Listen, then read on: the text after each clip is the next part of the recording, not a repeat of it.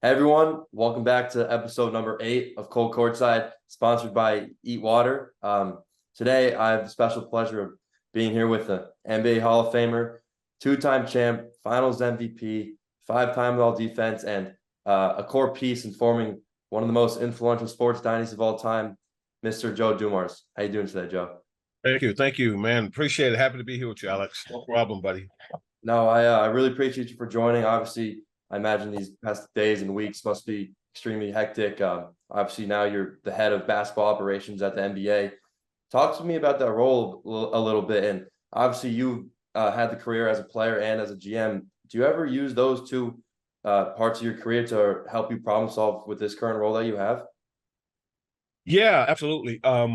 So I think the experience I've had as a player and as the president of a team that it really helps to inform a lot of my opinions that I need and use in this particular role here.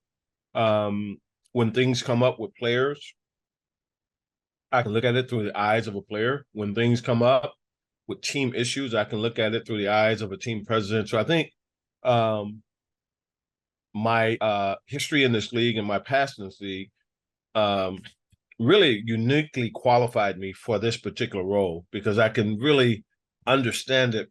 You know what I mean, Alex? From really almost all perspectives, I can understand it. I've lived it. I've lived it. So, Sure. absolutely. Yeah, and I mean, you talked about obviously you had the perspective as a player. You were a defensive-minded player. Are you more open to rule changes that help the defender? Because obviously, I think it's turned into an offensive favored league. Yeah. Um, One of the things that I've stressed here in this particular role is in terms of rules and all. Um, I would like to see more two-way players. I've said that to people quite a bit here. Um, I don't want to see the game so specialized to a guy just walks on the court and he can do one thing. Yeah. And so I was a two-way player, and so I want a player to be able to step on the floor and be great at everything he does and not just carve out, okay, he's just 3 and D, so he's gonna stand in the corner and shoot. I I mean, like for me, Alex, that doesn't really appeal to me. But a guy that can put it on the deck, a guy that can mid range you, a guy that can raise and hit the three, a guy that can lock in, defend, get over screens, get steals. Like that's the player I love seeing play. And so for me, I just don't want our rules to make it hard for a well-rounded player to play his complete game. Yeah, you talked about it just now. Like you're in a really unique position. Obviously being a Hall of Fame player, and now you kind of oversee all stuff basketball in today's league. Just what do you think about the evolution of the game? And a popular argument is, oh, the current players couldn't play back then, and vice versa. Do you have any opinion on that? Yeah, I never really. Here are the things that I probably separate myself from other guys in this way.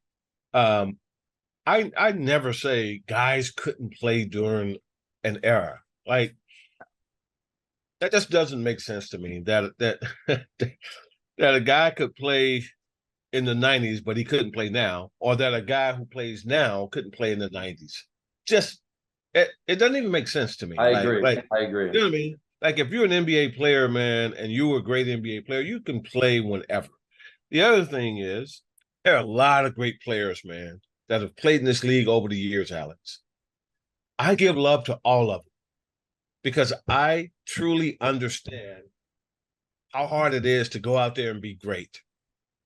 And so when I see a player go out and he is a great player and he consistently does it night in and night out, I show love.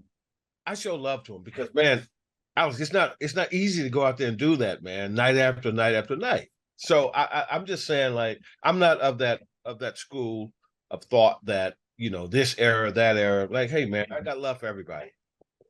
No, I look, I'm totally on the same page with you. I get in arguments with my friends all the time. They're always trying to say, oh, they wouldn't translate to today's game, but you guys are professional athletes. I mean, you would adapt. That's just how it works. Um, I want to ask you one question about being the general manager for the 2004 Detroit team. You kind of looking back at that roster, in a way, they kind of had the same makeup as the championship teams that you were on, like the Bad Boy Grit. Is that kind of this mindset you had into constructing that team? So, yes, the short answer is yes. The longer answer is that the Bad Boys, we were in the Eastern Conference Championship 5 straight years, 3 straight finals. So the way that team was constructed really had a major influence on me. Early 2000s. Basically 10 years later, now I'm the president of the team. I wanted a team that had some of the similar traits. I wanted these skilled all-star type guards out there, and Chauncey Billups and Rip Hamilton, which was what Isaiah and I was for our teams. And then we had Lambeer and Mahorn and those tough guys up front. So I got Ben Wallace and I got Rasheed Wallace and those guys up front. And then, so part of the team was constructed, the basis of the team was the same. Now, different players, different type players and all, but I knew that could win. And just like the Bad Boys, that 04 team even surpassed what we did in some ways, because that team went to the Eastern Conference Championship 6 straight years. And so we were in the Eastern Conference Finals 6 straight years with that team. And that's why I built the team the way I did, because I knew that formula could win, that you can win with that type of formula. And, even today, I look at it and I go, okay, Chauncey is a great 3-point shooter. Rip is a great mid-range movement guy. Rasheed could pick and pop and shoot the 3. And so I think those type of teams, they translate different errors, is what I'm saying. There are no egos, right? Like, everybody knew the job needs to be done on both those teams. Absolutely. And so that's part of building a team, Alex, is that you got everybody is, I always said this. I would tell agents, when agents would call and free agency, hey man, I think my guy would be great for your team. And I would say to agents, he's a really, really good player. He's going to have a great year. Just won't be here in Detroit with us. Why not, Jody? He won't fit here. Why not? I said, because here's the thing I tell my teams before every season. We have a team dinner the night before training camp starts every year. And every year I stand up and say to the team, if your individual stats, if you're trying to get your numbers, is the most important thing to you, this is not the room you should be in. There's been a mistake made. We are about winning first and foremost, and then you can get your numbers. But if winning is not number one on your list, I would always say this every year, Alex. I would say, when this dinner is over with tonight, pull me aside and say, hey, Joe D, there's been a mistake made, man. I'm not trying to be a champion. I want to be mediocre. I just want to get my numbers. I just want to get paid, Joe D. Please get me out of this room where excellence is what's required, because I don't really want to be excellent. And I would say to guys, if you're not trying to be excellent as a team here, this is not the place for you. So I would always say to guys, it's not for everybody, because you have to sell out to winning. You understand what I'm saying, Alex? Like you have to sell out to being a winner. Yeah. And I would always tell guys, dude, when you win, don't you know guys still get 30 and 40 and, they get numbers and you get everything, but you can't do that in place of winning. So anyway, that was a big thing for me. I want to ask you a little bit about kind of your early start to your career. Coming in, you kind of in the way, like thrown into the fire. In your second year, you were starting against the Dynasty Boston Celtics in the conference finals. What was that like playing against that team? It was incredible to play against those teams. So, yeah, I get to Detroit, and Alex, after I want to say the first 20 games, my rookie year, I was thrown into the starting lineup.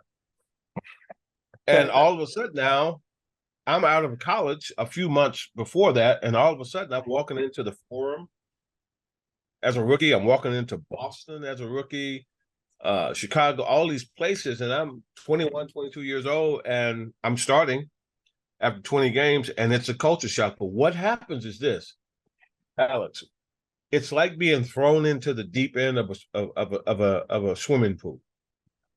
You have a choice. You sink or swim. And so for me, I just started swimming as hard as I could. And I said to myself, okay, I don't really know the league because I haven't been around 82 games yet. I haven't played every team. So after 20 games, I mean, how many teams have you played? You know what I mean? It's not 20 different teams that you play because some of these teams you play over. So I probably hadn't played half the league yet. So I don't know the league. I don't know the tendencies of players I'm going to play against. I don't know teams or what they run or anything like that. So I said, okay, until I learn that, I'm just going to play harder than anybody else on the court from either team. I'm going to play harder than anybody on my team, and I'm going to play harder than anybody on the other team until I can figure out the league. And so that's what I did early on. Did Isaiah and the guys who came before you, they could see that right away in you, right? That, oh, this guy belongs on the team. And yeah. So yeah, right away. Isaiah was great to be in the backcourt with. I love playing with him. He was absolutely great. Look, they didn't know me. I went to a small school in Louisiana. I get drafted in the first round, but they don't really know me. You know what I mean? Like I'm this unknown guy, and so, but Isaiah embraced me and could see that I could play right away. And like I said, after 20 games, he and I ended up being a backcourt together for a long, long time. And then what about next year after, you finally beat Boston? Did you know that, it was your time to take the throne in the East? Here's the crazy thing. When you're young, you don't really know what you don't know, right? So, Alex, my rookie year, about midway, almost towards the end of my rookie year, I remember one day in practice saying to Isaiah, "Zeke, I think Boston might be the only team that's better than us right now." And he just kind of laughed. He said, "Yeah, you might want to slow down with that a little bit." And my point was, I didn't know any better. I just looked at it and thought, why not? You know what I mean? And so it was just being young and not knowing. Yeah. But look, soon after that, man, the next thing you know, it's us and Boston, the two best teams in the Eastern Conference at that time. Yeah, no, that's pretty fun. I mean, that's just being the young player that you were. And yeah. Obviously you say you take pride in being the two-way player and the defender that you were. In those battles against Chicago, did you look forward to being like, oh, I'm gonna be the guy that's trying to stop Jordan? So it was the one game. It was the one team, I should say, that I looked forward to playing against more than any other team, is because I just enjoyed the battles. Mike was absolutely incredible, but I loved the challenge every night that we went against each other. And I really enjoyed it. A lot of people say, how could you enjoy that? Well, I did. I looked forward to those battles because they were some vicious, incredible battles. But I looked forward to them. That was the game I looked forward to more than any other games. This other question I have is, obviously you look at the history of the NBA, you got the 80s, Bird Magic rivalry, 90s, you got the Bulls dynasty, but I don't want to say people forget it, but right in the middle, I mean, you guys had 2 championships, 3 conference titles of your own. Do you ever feel like, Yeah. hey, you got to remember us? Yeah, but that's the way it goes sometimes. Like, look, the casual fan may not have the full appreciation, but the people who are real experts and really know the league, uh, like I said, we were in the conference championship 5 straight years as the Bad Boys. 5 straight years we're planning to go to the finals. The '04 teams was 6 straight years. So the people that know realize that, oh, wow, that organization was in the conference championship 11 times. And so the casual fan may not fully appreciate that, but when you and I ran into each other in LA, and you and I talked about that a little bit. Yeah. Like, yeah, people that really know the game, they know, like, yeah, that franchise, they got a lot done, man. And so we know it, and so we take great pride in it. No, 100%. And I want to talk about some other guys like, Rodman, Lambier, and Mahorn. I mean, it must have been nice that, going to you were going to war with those guys having your back, right? Absolutely. Listen, when you're in the foxhole, and trust me, late '80s and all of the '90s, the NBA was a foxhole, and so it was a foxhole for sure. So when you got in that foxhole, you had to be absolutely sure that the guys around you were warriors. Mhm. And so I was fortunate enough to play with other incredible warriors. Isaiah was a warrior. Rodman was a warrior. Lambier, Mahorn, Vinny, these guys were flat out warriors, man. And we all just we locked arms and we're like, you know what? We're gonna go to battle with everybody that steps on the floor. We're going to battle. And so I loved playing with the Bad Boys. It was great. It was absolutely great. Is there any player in today's league that reminds you of your game? I don't know if it is now. I've been asked that before. Um, so here's how I've answered it. I would I would put the question back to you, Alex, and say, who's the guy that is a two-way player that, because like during the Bad Boy times, um, for quite a few of those years, I was always the leading scorer on the team, but I was also first team all defense. Yeah. So I don't know who that is in the league now. You know what I mean? I don't want to slight you. I don't want to. Me saying defensive minded player. Obviously, I know what your key. Oh, no! I don't mind. I know your guy averaging 20. I don't mind that. No, I know. Trust me, I don't mind that. Yeah, two-way player. That's the way to do it. And obviously, yeah. And I would say, I mean, two-way. It's hard to think of a two-way player in today's league. Like that's what I'm saying. Alex, Donovan Mitchell plays defense, maybe. Donovan Mitchell, when he came out, I had a lot of people. I saw a lot of comparisons. Yeah. With him coming out, he was the last one that I saw like that. I remember when Dwayne Wade came out, like, he's a Joe Dumars type. I remember those guys, those 6'3", 6'4" guys, play both ends of the court. Usually, it's guys like that out. I don't know what guy it is, but usually it's guys like that, Alex. Yeah. No. Wade. That's a good answer. I've heard that one before, but no, it's hard to say, but. Who do you like watching play this now in the league? I'm a Knicks fan, so I've been a Knicks fan my entire life. Obviously there's been some rough years in between, but honestly, I'm a huge Brunson guy. I'm a lefty too. I think Brunson's unbelievable. I mean, he plays at his own pace.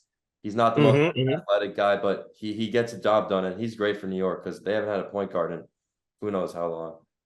Yeah, Brunson is really good. Obviously I get over to the Garden and I probably see them more than any other team in the league just because I catch all of the teams coming through New York. And so I've seen a lot of them last year, and Brunson was he was just the catalyst for that team last year. He's legit. Hopefully he's an All-Star this year. I think he deserves it. Yeah. You think Denver's going to repeat? I don't know, but Alex, here's what I say though. The way I try to get to it is this: I don't know who can beat them 4 times in a series. I said the same thing last night to my friend. I'm not even kidding. I said the same exact thing. Like, like anybody can beat them once. Yep. But Alex, who's gonna beat them? Who's gonna beat Joker 4 times in a series? I totally agree. It looks the same as last year, even more dominant. I mean, the team, they're a well-oiled machine, and If they stay healthy, it's gonna be. crazy. It's just it's hard to beat them. It's hard to beat them and beat them 4 times. They make it look so easy out there. It really is. It's insane. My type of team, man.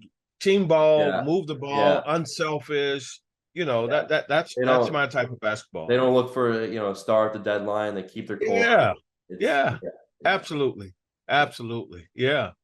I imagine these past couple of days must have been hectic for you and stuff. So I would say that. I wish I could share everything with you, but no, yeah, that's part of. But you know what though, Al? That's just a part of the job, though, man. And so, when these incidents happen, man, you just like I tell people all the time, like, look, man, I call balls and strikes. I look at the footage, I study it, I go over it. We reach out, we talk to the participants, whoever was involved, and then you come together and you make a decision of what you think is fair. And you know this.